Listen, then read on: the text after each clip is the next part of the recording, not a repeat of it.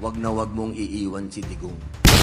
Kung ako po 100% ang loyalty ko kay Pangulong Digong, si Kuya Ipe 200%. Itong susunod ko, ito po yung kapatid ko, ito po yung kuya ko, ito yung nagbigay sa akin ng break sa pelikulang Pilipino. Kasi po nung araw, lagi din lang po akong kontrabida. Pero nung napanood niya po ako sa TV, kinuha niya ako. Sabi niya, pinsan ka ba ni Daboy? Si Rudy Fernandez po. Opo. O sige. Total, magaling ka. Halika, kukunin kitang artista. Ginawa niya po akong bida. At yaan po si Kuya Ipe. Doon po sa pelikulang ginawa namin, ang role ko po ay napakaliit lang. Pero pinahaba po ni Kuya Ipe. Ang sabi niya sa akin, alam mo, Robin, nakikita ko sisikat ka eh. Kaya bibigyan kita ng break. Kaya noon pa lang nakita ko na si Kuya Ipe hindi insecure sa buhay niya. Si Kuya Ipe, ang gusto niya maging matagumpay ang lahat ng nangangarap.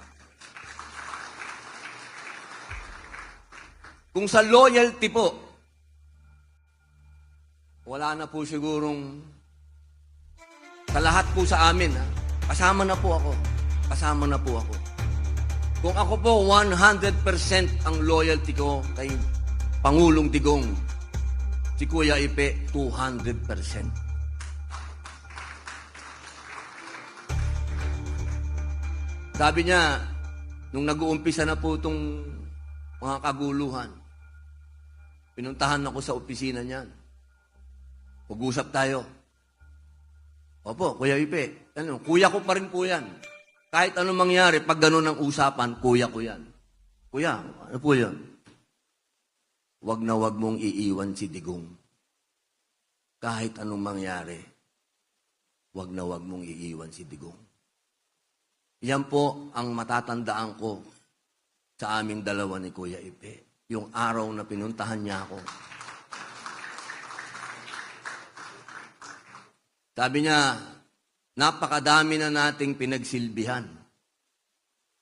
Pero hindi tayo kailanman nakakita ng ilaw. May ilaw na dito.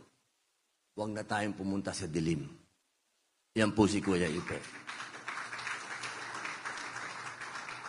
Hindi ko nakakalimutan yun. Akala mo, nakakalimutan ko. Busy lang ako noon. Nagsusulat ako pero nakikinig ako, Kuya Ipe.